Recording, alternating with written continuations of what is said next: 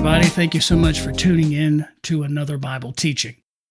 I want to help you today to know how to get the results you desire.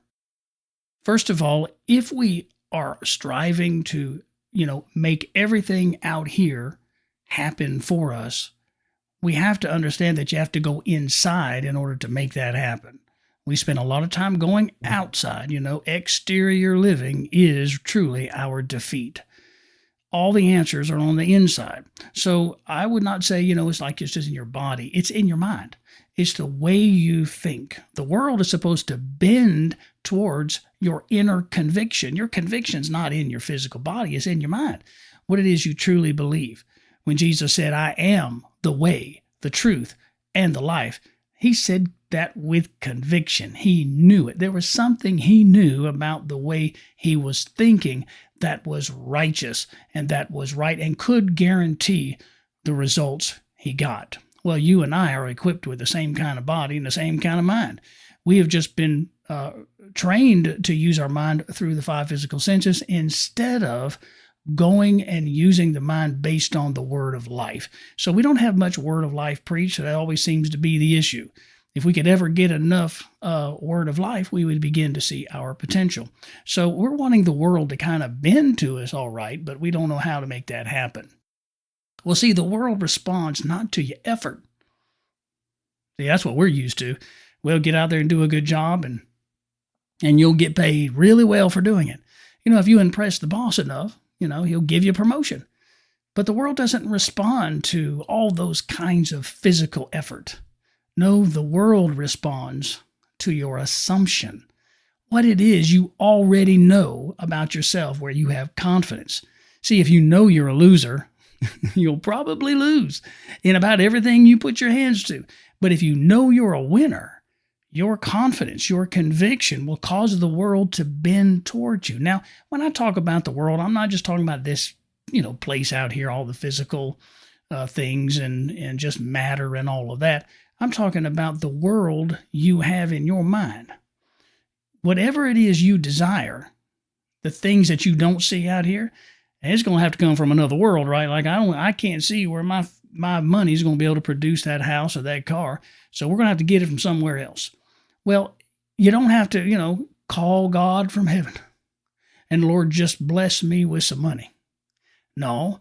How about let's learn how to think differently about the way we see ourselves, and let's start acting like the Bible tells us to. Let the rich say they are strong. Well, when he talks about saying, it's not just talking about speaking with your mouth. It's like the confession is in here in the mind. Let's start thinking we're rich when it looks like we're not. Let's start thinking that we're healed when it appears that we're not. It's your thinking. Now, whatever you think, you become. So the world and everything around you in your mind is going to conform to that. And then that creates an atmosphere around you that will draw all of those things that you think towards you. And this is the way we cause these things to happen. You don't just work hard out here. That's already proven to be a system that kills people. Everybody's working hard, but they're working themselves to the grave, But we can work inside to work out our own salvation, not work out here, but work it out from within us. This is what has to happen. All of that takes place when we learn how to use the mind in its right place. So we start thinking through righteousness. So we don't walk around and act through lack or act from lack. You act from fullness. You act as if you're the fullness of the thing. This begins to build your confidence.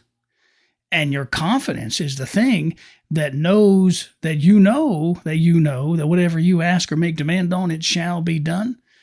So you're the one in control. It's not God in control. God's given us the measure of faith, given us a measure or a measuring stick that we can use to gauge whether we're using the mind right. What's that measuring stick? It's called words.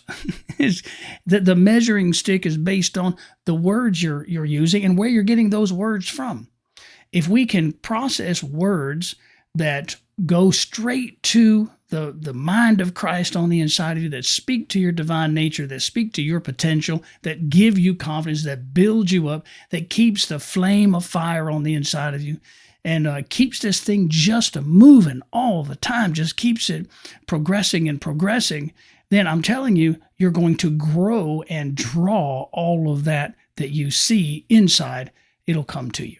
It's not something you have to chase. It's something you become. So, you can't just bend to what everybody else thinks about you. The truth is, the sun doesn't apologize for its brightness and for its glory, and neither should you. But if you don't know you're a son, if you don't know you're an offspring of God, then obviously that's the problem. You have to know who you are, get your thinking right, begin to speak and think from the right position. And when you do that, you will draw all things to you. This is where we're going to increase. This is where the abundant life is. And you know what? It doesn't take you giving money to do that. It's thinking. It's this changing this thing. That's what's going to make it all happen for you. So let's just kind of set all the traditions aside, all the church traditions aside, and let's start changing the way we think. Do that today. God bless you.